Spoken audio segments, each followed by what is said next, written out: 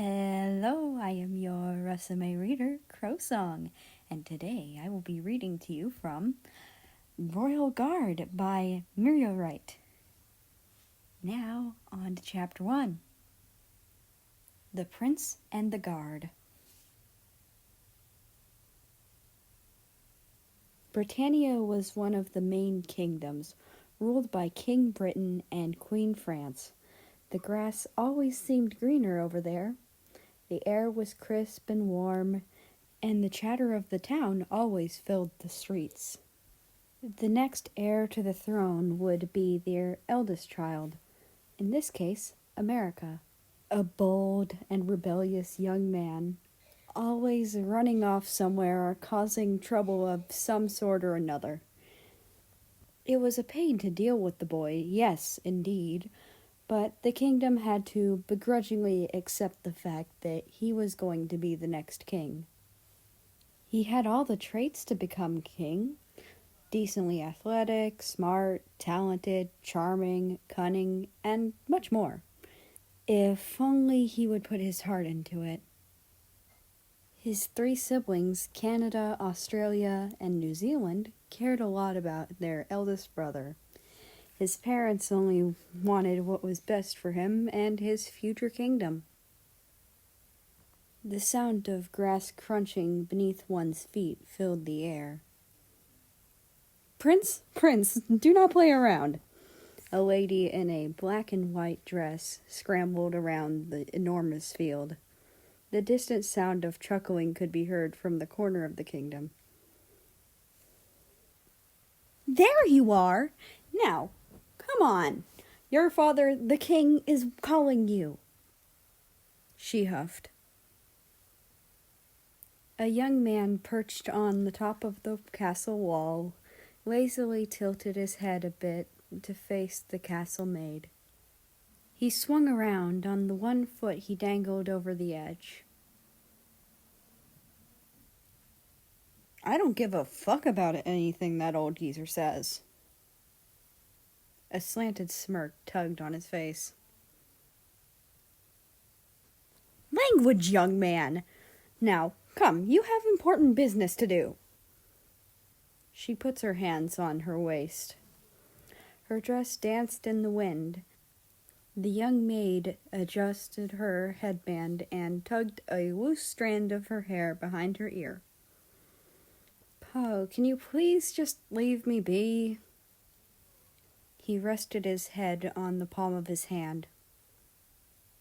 The prince changed his tone. Now it was sorrowful and whiny. He puffed up his cheeks and buried his head into his arm that now rested on his knee. It was supposed to be a cute act, and the prince was indeed quite cute and charming. Many maidens have fallen head over heels for him, and this act alone would have sent many girls screaming. Pow's heartstrings tugged. "Prince, even if you do that, you still have to go. Now, come, before the guards come and personally drag you inside." "Are you doubting my skills to fight them off?" His tone changed again to a seemingly boisterous demeanor. It seemed like he wanted a challenge. "Of course not, Prince. I know you'd be able to beat them, but you know what will happen if your father finds out you've beaten up his guards." Powell let out a deep sigh, her wavy long hair flowing in the wind. The prince seems to have a lot of mood swings, which affect his personality. Well, that isn't quite true. The truth is that all of his seemingly different personalities all make up who he is. A rebellious and brave young man who is cunning yet charming and cute. That's Prince America's personality in a nutshell. "Fine," he groaned in annoyance. America took one big leap and landed perfectly on the dirt path where he immediately started walking. Pow hurriedly caught up with the prince. What does the old geezer want from me this time? He readjusts the badge on the side of his outfit. The young prince was wearing a white prince outfit with a red cloth swung over his shoulder. His outfit had golden buttons made of the finest silk, as well as black and golden pads on his shoulders. His pants were also fully red. America ran his hand through his hair, messing it up a little. Now your hair is all messy. Bend down and let me fix it now, the shorter female ordered him with a sassy tone. She pointed at the ground with a frustrated look on her face. America obediently crouched down as she fixed up his hair. Why is father calling me this time? He repeats his last statement, but using better wording. I don't know, but I'm pretty sure he wants you to meet someone. The boy let out a loud, annoyed groan. I swear, if it's another princess he's trying to set me up with, I will flip. He rolled his eyes. The maid continued to fix his hair as she hummed a tune. Well, if it is, please don't be uptight and rude to her, even if you're not interested. They might even be a good friend. I don't get it. I've just never been super interested in the girls father brings around for me to meet. You'll find the right one someday. I'm sure of it. Besides, who could resist such a handsome face like yours? Pao skipped further from the prince, her back facing him, only turning her head backwards to face him with her hands behind her back and a smile on her face. America stood straight up again as they neared the large castle of Britannia. The tall, majestic castle overshadowed the two. Prince America. The two guards next to the back entrance immediately bowed when they saw the American country. Quit the formalities. Where's the old man? He playfully punched one of the two guards on the shoulder. He should be in the throne room with the guest, they replied and stood up straight.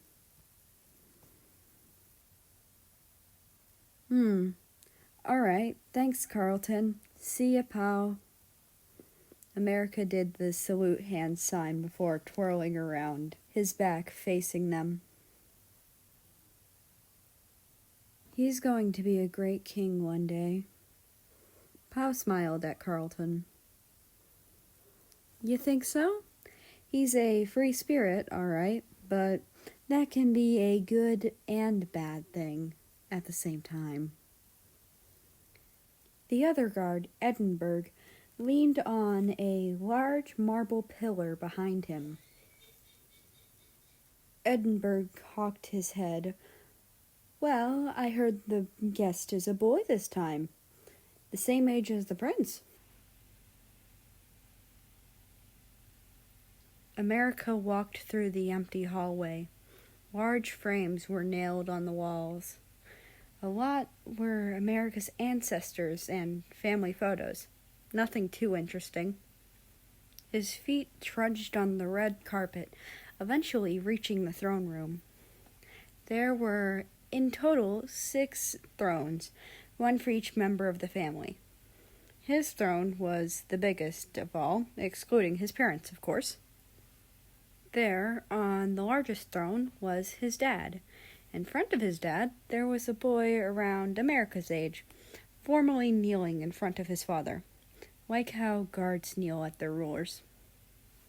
One leg rested fully on the floor, while the other was bended with his arm rested on it. He was looking down. His uniform was not one that the American had seen before. It was black with stripes of red on the collar, with a large white belt and golden buttons. The most eye-catching thing about the boy was the hat that he wore. America had never seen anything like it, but yet felt a sense of familiarity with it. He walked up to his father while still carefully analyzing the boy. America could not see his face clearly, for he was still looking downwards. "America, what took you so long?" his father chimed with disappointment. "Who's this?"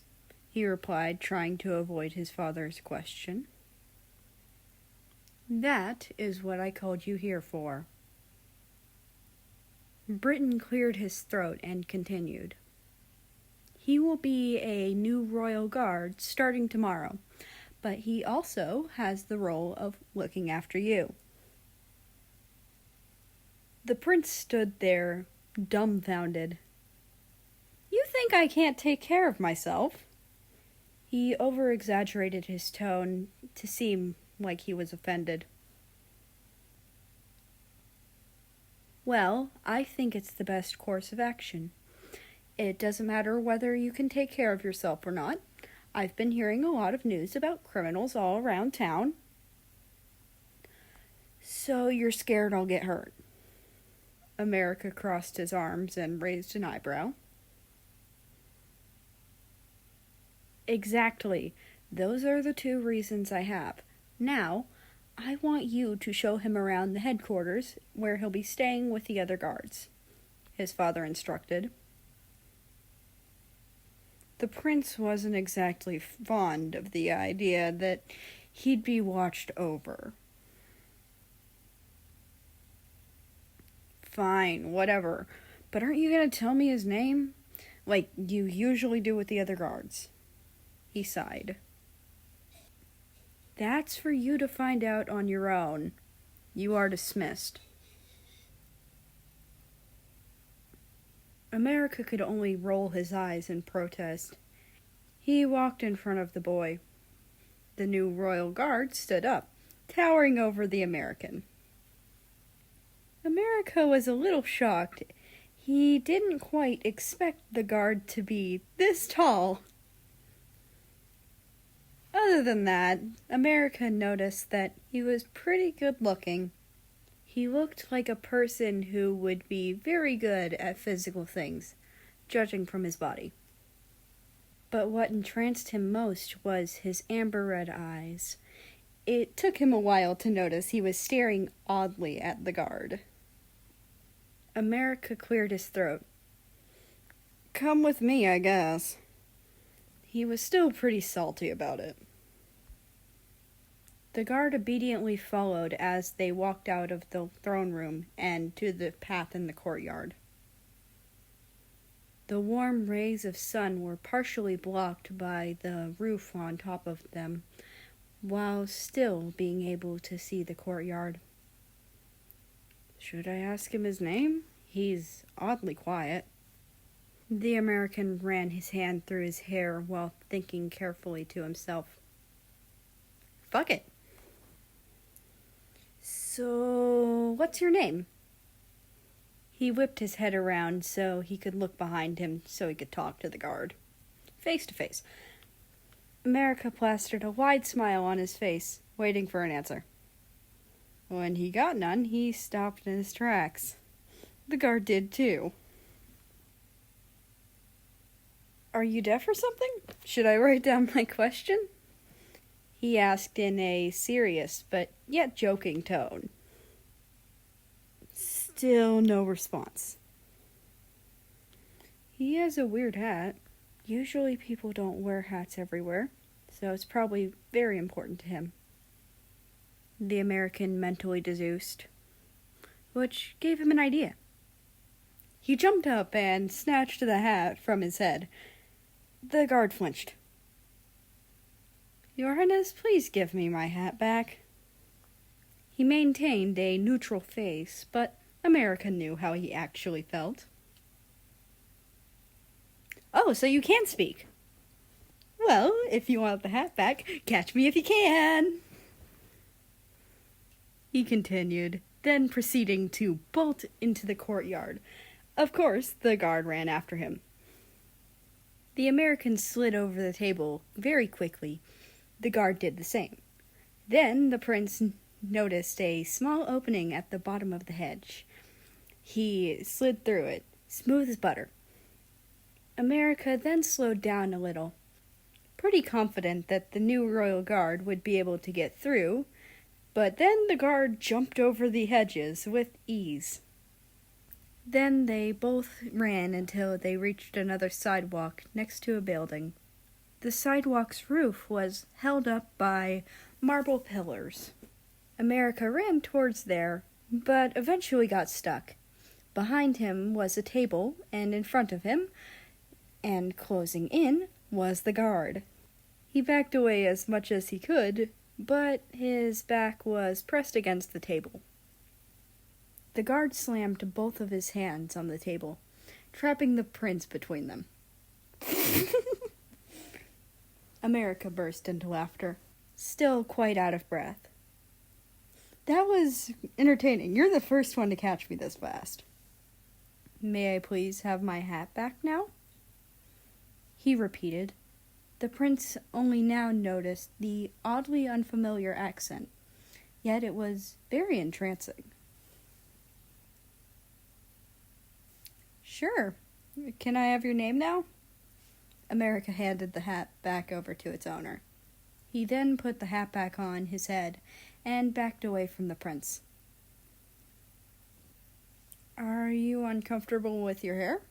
It looks okay. Wait, actually, it's really nice. The guard shook his head. Oh, come on. You know my name. Can I have yours? America did the puppy dog eyes. Russian Federation, or Russia for short, he said sternly.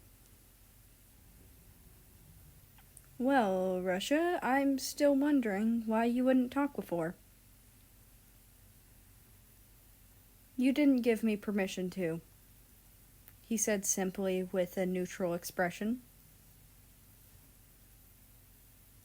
What a joke! You don't need my permission to talk. It's called free will. The prince chuckled. But the king said, who cares what the old geezer says? You're my guard now, aren't you? America had a dorky smile plastered on his face. I don't really like talking either, Russia nonchalantly added.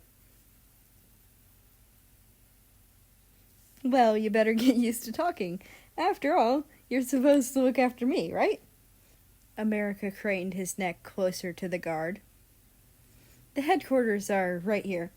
At least now I've already assessed your abilities. I accept you as new royal guard. Russia glanced over to the door next to the table. Thank you, Your Highness. The Russian bowed. No need for formalities. Call me America. Are you sure? Of course I am. America cut him off. They both stared into each other's eyes, though America quickly turned his head and averted his gaze. See you tomorrow, Russia. The prince looked back at him with a warm smile. Then he waved the Russian off before walking off. After America was out of sight, he started smiling like a total dork. He's interesting, was all he could say. The Russian stared at the door for a second. Such a reckless and rebellious prince indeed. He internally sighed. I'm gonna be stuck with him for a while. I'll make it work, he thought to himself, quite determined. Little did both of them know what the future holds for the two boys.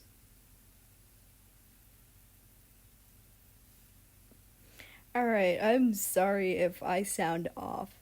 It's 'cause I have a sore throat. I got it near the end of the video. I'm so sorry that I'm recording with one, but I have a schedule to upkeep. I've started a schedule. I'm doing it. I'm going to try to post daily. Now, I hope you've enjoyed the first chapter. Once again, I must tell you, it was written by Wright. And it is beautiful. It was a comment request. And that's all I have. Please join us in the Discord. We have another request after this, and a one after that, but that one hasn't been confirmed yet. I have been waiting on permission for a minute, but I still don't have it. So Shy Melody isn't gonna come until I get permission. But we do have permission for Handcuffed. That's gonna come after this. That's all I've had for you today. Bye!